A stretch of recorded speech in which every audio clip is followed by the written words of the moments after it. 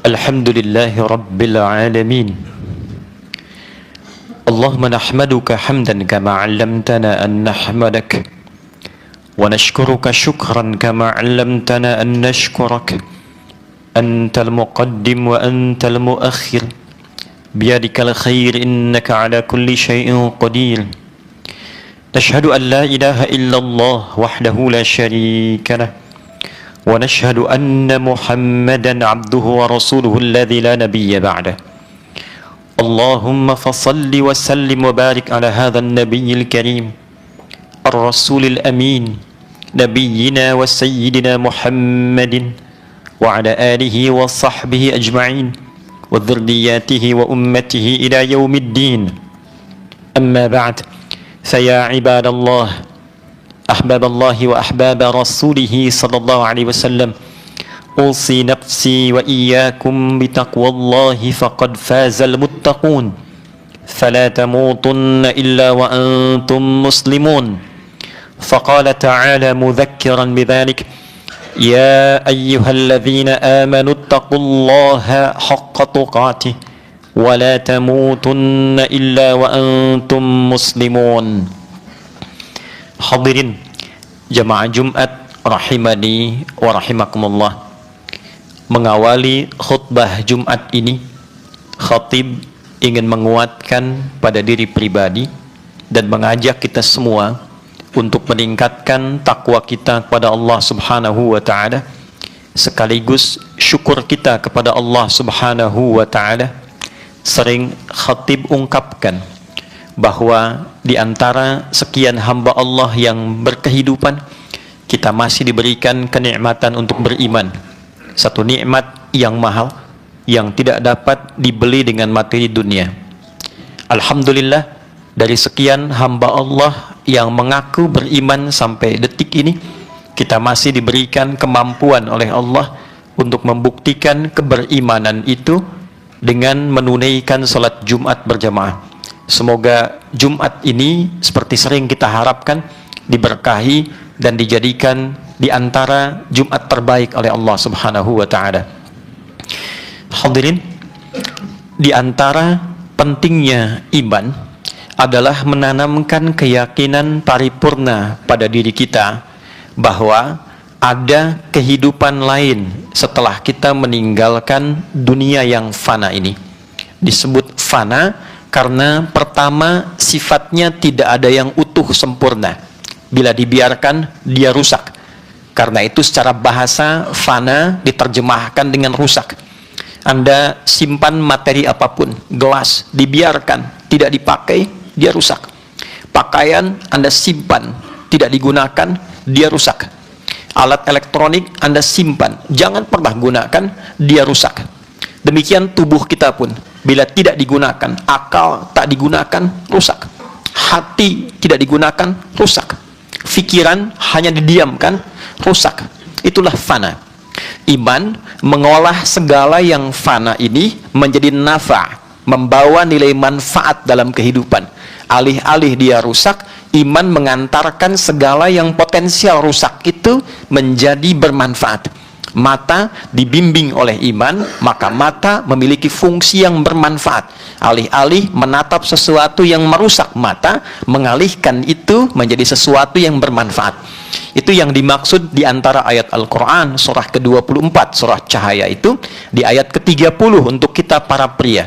Qul lil mu'minina yaghuddu min absarihim. Katakan Muhammad sallallahu alaihi wasallam, sampaikan, bimbing pada pria-pria yang merasa memiliki iman, maka gunakanlah iman itu untuk membimbing pandangannya. Ketika menurut imannya yang dipandang itu tidak baik, maka segera palingkan. Memalingkan dari pandangan objek yang tidak baik berdasarkan petunjuk iman itu disebut dengan ghaddul basar. Maka tidak ada yang relatif.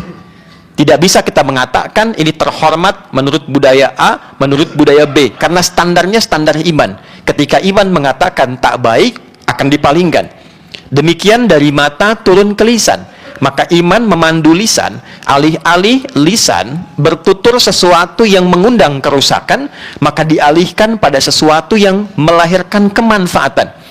Misal di Al-Quran surah ke-49, Dari ayat 11 misalnya, ya ayyuhalladzina amanu, imannya dulu. La yaskhar qaumin qaum, jangan gunakan lisanmu untuk saling mencela. Ayat 12-nya ditegaskan lagi setelah dibuka dengan kata iman. La yaghtab ba'dukum ba'da, jangan gunakan lisanmu untuk bergibah, membuat hoax, merendahkan orang lain. Merendahkan itu kerusakan, mencela itu potensi mengandung rusak. Maka dialihkan pada fungsi lisan yang baik supaya terjaga dan terhormat. Ditegaskanlah oleh Nabi di antara sabdanya, man kana yu'minu billahi wal yaumil akhir falyaqul khaira aw liyasmut. Maka siapapun, man itu konjungsi yang sekaligus menunjuk kepada satu objek, isim mausul dalam bahasa Arab disebutnya, dan dia menunjuk pada sifat personal tapi maknanya general. Bisa ke laki-laki, perempuan, tua, muda, dan segala sifatnya. Diterjemahkan siapapun yang masih meyakini dengan keimanannya bahwa dia yakin dengan Allah dan akan menemukan hisab akhirat, maka diantara kuncinya, jagalah lisannya dengan iman itu untuk bertutur yang baik. Tak mampu, dia diam. Jadi hadirin, dari mata sampai dengan ke ujung kaki, kalau kita riset ayat-ayat Al-Quran, maka kita akan temukan betapa iman itu memandu seluruh bagian tubuh kita agar digunakan pada seluruh asas yang bermanfaat. Dan itulah segala yang dikerjakan oleh iman, didorong oleh iman, menghasilkan perilaku yang bermanfaat karena imannya. Itulah yang disebut dengan saleh. Perbuatannya amal, sifat iman yang membimbing amal menjadi baik, itu saleh namanya. Maka kita satukan menjadi amal saleh, jamaknya salihat. Untuk itu kita sering temukan di dalam Al-Quran kata-kata iman bersanding dengan amal saleh, baik umum kalimatnya amal saleh atau detil perilakunya, detil pekerjaan amal salehnya.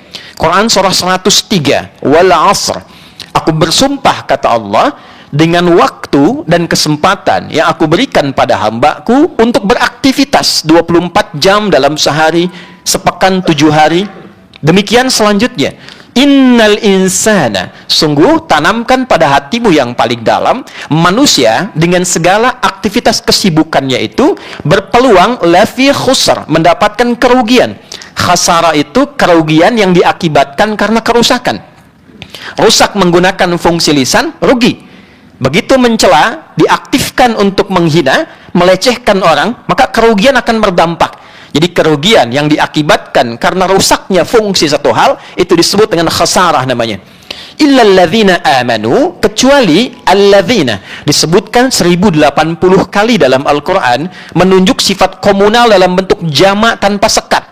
Kecuali orang-orang yang amanu, dia mengaktifkan fungsi imannya. Dia beriman, yang dengan iman itu wa amilus shalihat, dia gunakan imannya untuk memandu seluruh bagian yang terkait dengan dirinya, tubuhnya, pakaiannya, perangkat hidupnya, apapun itu dia bimbing menggunakan imannya. Bagaimana pakaian ini dikenakan dengan iman? Tentu ada aturannya. Apa yang harus digunakan? Seperti apa sifatnya? Bagaimana makan menggunakan iman? Apa yang harus dimakan? Apa yang tidak boleh dimakan? Demikian seterusnya, dari yang terkecil sampai yang paling kompleks. Wa amilus salihat, perbuatan yang didorong dengan sifat iman itu maka melahirkan kebaikan yang dibenarkan oleh iman, itulah saleh. Wa amilus salihat. Maka dilatihlah kita untuk melahirkan perilaku tadi, karakter iman namanya. Jadi ada karakter yang didukung oleh sifat takwa, melahirkan karakter moral, lahir kepemikiran disebut dengan karakter intelektual, melahirkan perilaku disebut dengan karakter kinerja.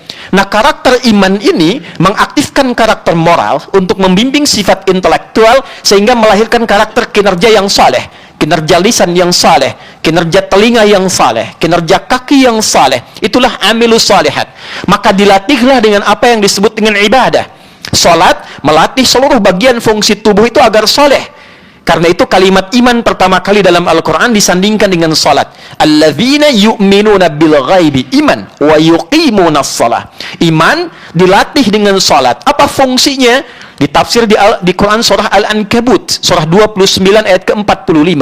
Innas salata tanha 'anil fahsya wal munkar. Salat yang dikerjakan dengan benar itu dia mengalihkan, dia mencegah Dia menghindarkan dari segala macam bentuk kerusakan, baik itu fahsya, perbuatan keji yang didorong oleh nafsu syahwat, zina, maaf kata-kata kotor, jorok, ya, termasuk di dalamnya LGBT misalnya, homoseksual, porno aksi, pornografi, itu fahsya. Mungkar, keburukan yang diingkari oleh hati kita.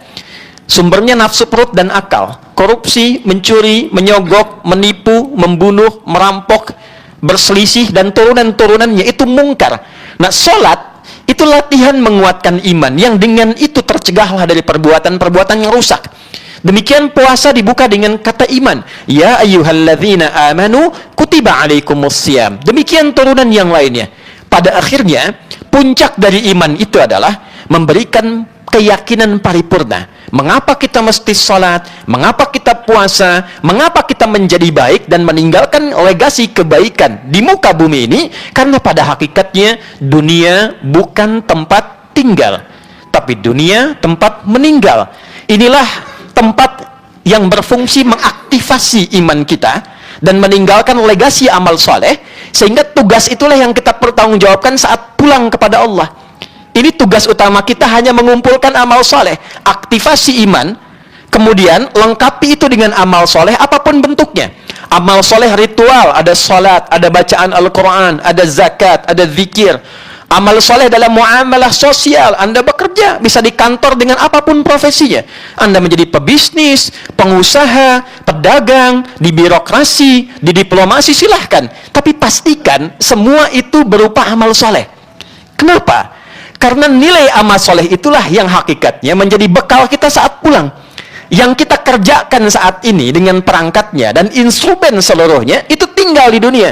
Itulah sebabnya kenapa diumumkan dengan kencang, telah meninggalkan dunia. Dan semua perangkat duniawi itu ditinggalkan. Pakaian ini kita akan lepas. Alat-alat yang menjadi ID kita, yang kita gunakan, handphone, apakah itu kendaraan, apakah itu roda 2, 4, dan sebagainya, apakah kacamata, jam tangan, dan sebagainya, itu sifat duniawi, hilang, kita tinggalkan. Yang dibawa pulang itu apa? Nilai imannya, amal solehnya. Dan itu yang menguatkan kita bahwa satu saat kita pulang, wabil akhirati hum yuqinun. Akumulasi iman yang dilatih dengan amal soleh, puncaknya melahirkan keyakinan paripurna. Yakin itu bahasa Arab, ya, satu kesempurnaan iman yang tertanam pada jiwa, itu disebut yakin. Yakin itu dasarnya iman. Berbahagialah kalau ada orang yang mengatakan yakinlah, artinya sudah punya dasar iman. Iman itu ketika tertancap pada jiwa, memberikan satu akumulasi keyakinan paripurna yang disebut dengan yakin. Wabil akhirati hum yuqinun. Kenapa mereka mesti beriman? Kenapa mesti sholat? Kenapa infak? Kenapa menggali Quran? Karena yakin pasti pulang. Dan dengan keyakinan itulah kita pula Jumatan. Bukankah Jumat dibuka dengan kalimat iman? Dengan nama surahnya Al-Jumu'ah. Di ayat ke-9 itu, ya ayyuhalladzina amanu idza nudiya lis-salati min yaumil jumu'ati fas'au ila dzikrillah wa dzarul bai'. Hai orang-orang yang beriman, karena punya iman, jika disuruh untuk menunaikan salat Jumat, bergegaslah engkau, tapi bersiap-siap dulu. Ada sa'a, hati-hati di sini, ada sara'a. Sara'a itu bergegas tanpa perlu persiapan. Anda ingin taubat menggunakan sara', wasari'u ila maghfiratin min rabbikum. Ali Imran ayat 133. Bergegaslah Anda untuk istighfar, taubat, koreksi diri. Sara'a yusari'u, saling mengingatkan, ada tafa'ul di situ yang mufa'alah. Saling ingatkan untuk taubat. Kalau ingin taubat, tak usah banyak persiapan. Dosa siang jangan taubat, ditunggu malam. Boleh jadi sore meninggal. Ketika keliru istighfar, datang minta ampun. Tapi untuk Jumatan menggunakan sa'a, fas'au, sa'a yas'a, bergegas dengan persiapan. Tahu jadwal Jumat 11.57, setengah 12 siap-siap.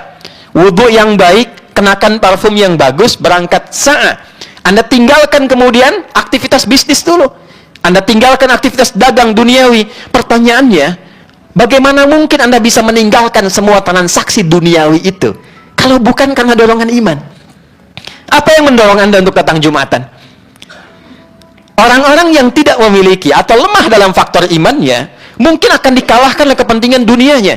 Harian ada proyek, nilainya sekian ratus M, sekian triliun. Apa yang menjadikan Anda bisa menyimpan itu dan dilakukan pasca Jumat? Kuncinya, ya ayyuhalladzina amanu. Fitrahnya bekerja, kita akan pulang.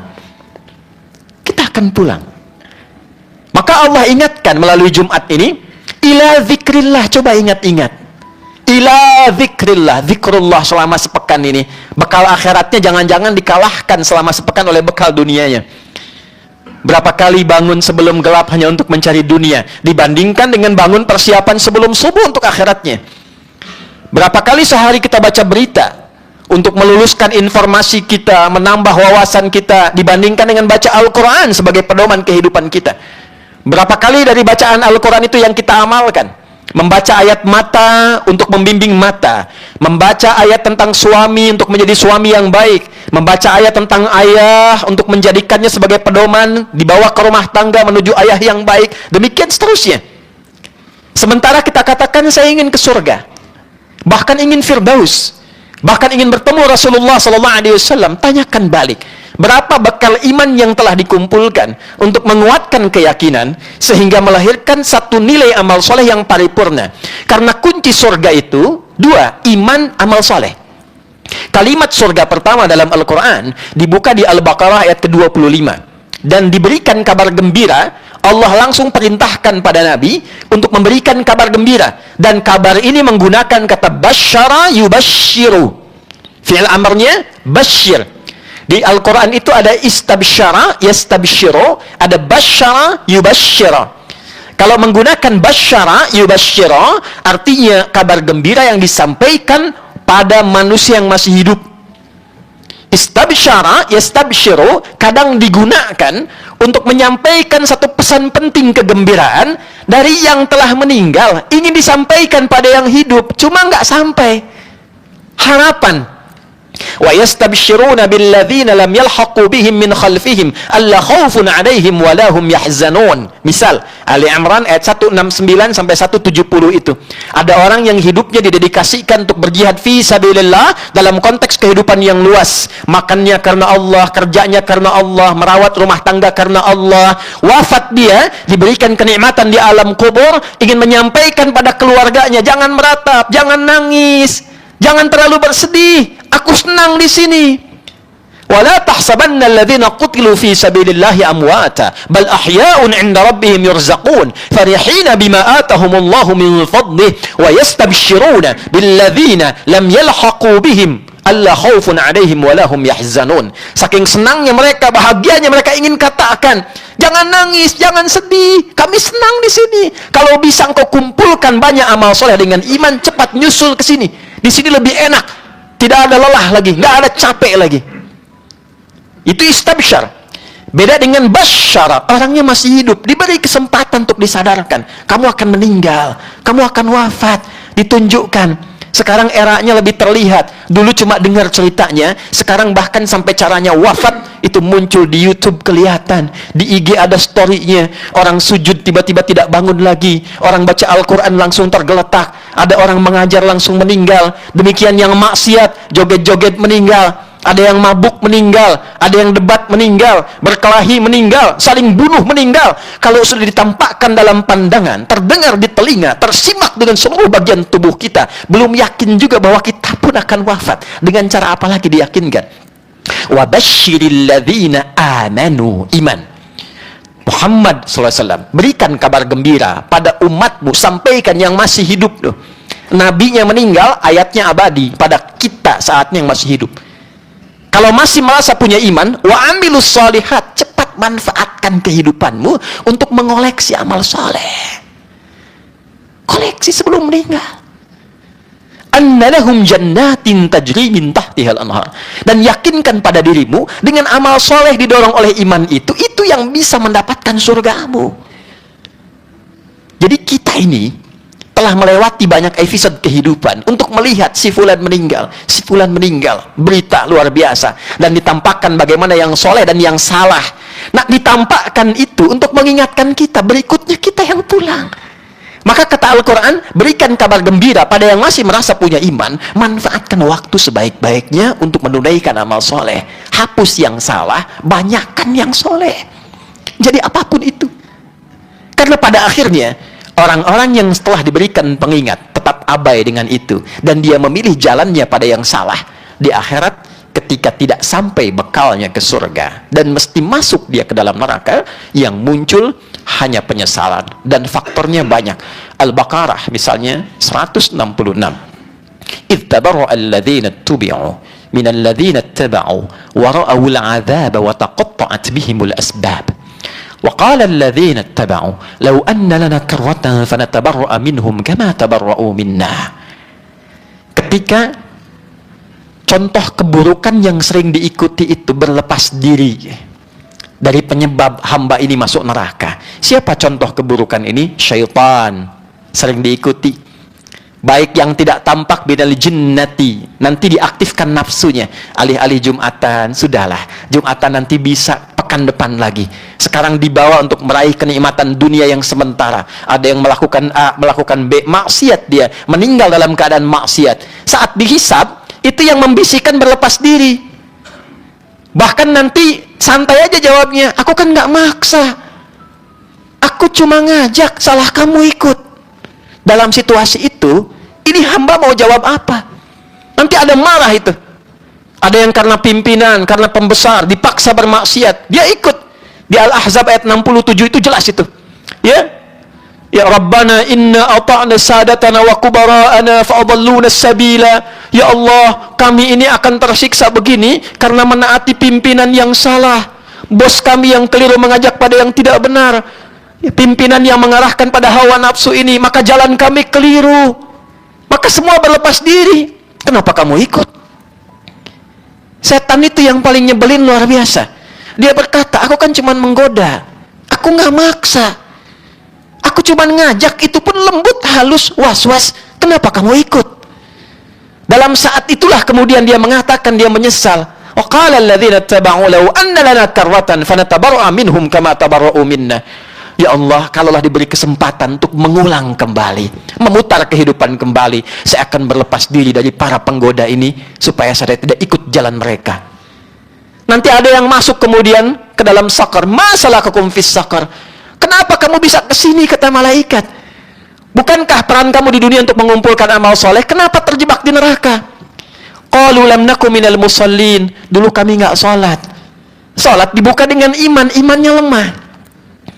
Jadi saudara, selama ini kita sibuk dengan dunia, tidak apa-apa, sepanjang melahirkan hasanah. Rabbana atina fid dunya hasanah. Apa yang dimaksud hasanah?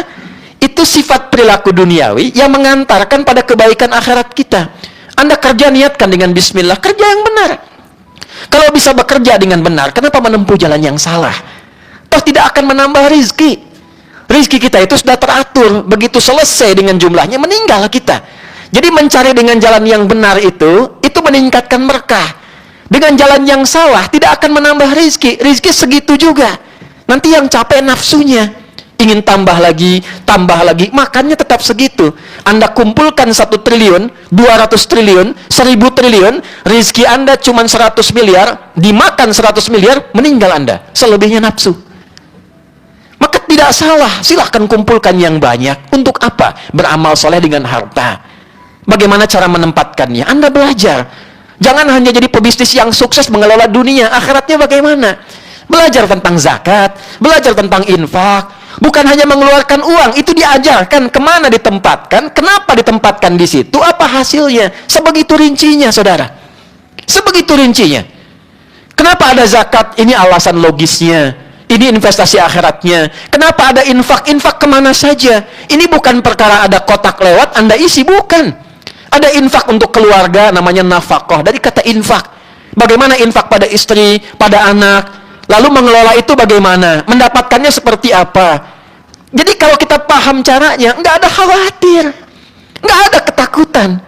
Setelah itu nanti ada yang 5, ada yang ibu, ada yang saudara, ada turunannya, baru yang luas. Jadi dibagi 3 oleh Quran. Ya, dijelaskan dulu yang bagian kita, yang paling dekat dengan kita. Yang privilege yang paling dekatnya, VVIP-nya, istri, anak-anak. Cukup dari sini, nanti lebarkan sedikit ke saudara, keluarga, orang tua. Nanti lebarkan ke yang jauh. Anda punya tabungan untuk diri Anda, dibuka untuk beramal, dibuka yang jauh. Kalau paham fikih ini, apapun yang Anda kerjakan dalam dunia bisnis, Allah berikan rezeki bahkan tak terbatas untuk Anda kelola. Kadang dibatasi, bukan nggak pengen ditambah lebih, karena belum bisa mengelola. Khawatirnya dipakai maksiat lagi, kumpulkan dosa lagi. Nah, ini mesti paham fikihnya. Yang ilmu demikian, yang dengan kedudukan mesti mengerti. Walaupun dilantik, ada jabatan, ada pinnya, itu dipertanggungjawabkan. Dan resikonya tidak mudah. Paling singkatnya meninggal. Saya ingatkan sekali lagi, meninggal. Mudah-mudahan apa yang disampaikan ini memberikan penguat kepada diri kita. Setidaknya di Jumat ini, kita punya satu lembaran baru yang akan kita tuliskan menjelang bergantinya tahun yang baru, di hari yang baru, di bulan yang baru. Pekan depan akan menjadi Jumat terakhir di tahun 1446 Hijrah. Dan ada 1 tahun terbentang kepada kita kemudian hari. Dan belum tahu apakah Jumat ini adalah pembuka lembaran kehidupan yang baru atau penutup kehidupan kita yang telah kita jalani sampai detik ini. Semoga Allah memberikan hidayah kepada kita, memaafkan, mengampuni dosa-dosa kita, dan membimbing kita menjadi pribadi yang lebih baik dibandingkan dengan hari-hari sebelumnya. Barakallahu li walakum fil Qur'anil azim, wa nafa'ni wa iyyakum bima fihi minal ayati wa dzikril hakim, wa taqabbala minni wa minkum tilawatahu, innahu huwas sami'ul alim. Ud'ullaha yastajib lana wa lakum jami'an.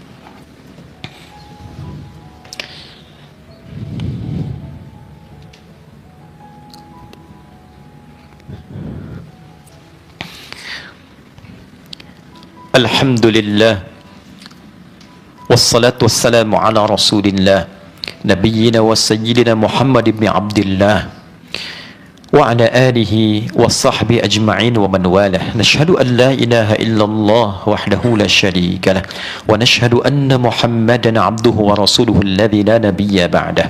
Allahumma salli wa sallim wa barik ala hadha an-nabiyyil karim, الرسول الأمين, نبينا وسيدنا محمد وعلى آله وصحبه أجمعين وذرياته وأمته إلى يوم الدين. عباد الله، إن الله وملائكته يصلون على النبي، يا أيها الذين آمنوا صلوا عليه وسلموا تسليما. اللهم صل وسلم وبارك على هذا النبي الكريم الرسول الأمين، نبينا وحبيبنا محمد وعلى آله وصحبه أجمعين وذرياته وأمته إلى يوم الدين. اللهم اغفر للمسلمين والمسلمات والمؤمنين والمؤمنات الأحياء منا والأموات، إنك سميع قريب مجيب الدعوات ويا قاضي الحاجات.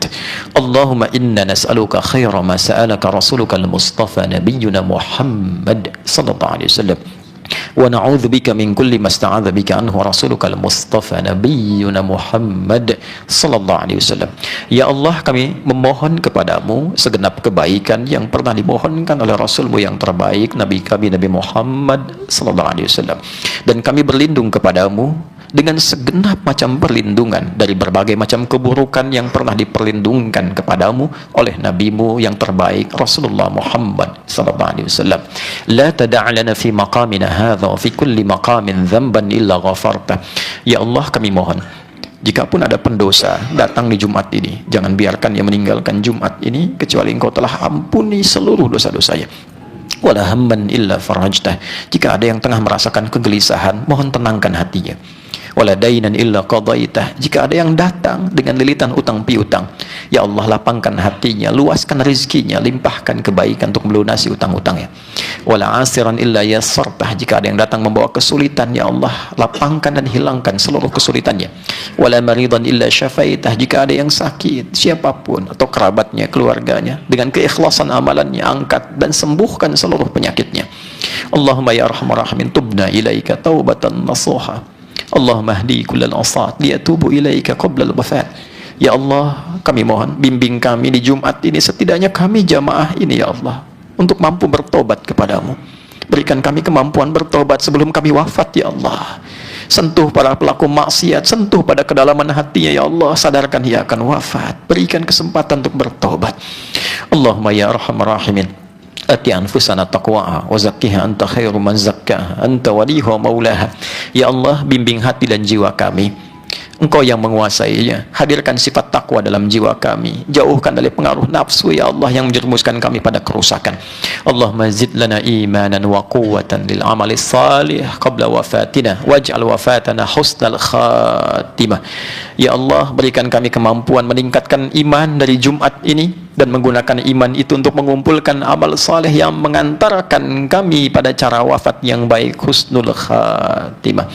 Allahumma ansur ikhwatana fi Palestin wa fi kulli makanil mubtalin. Ya Allah, mohon berikan pertolongan terbaik pada saudara-saudari kami di Palestina, di berbagai tempat di mana saat orang-orang Islam terluka.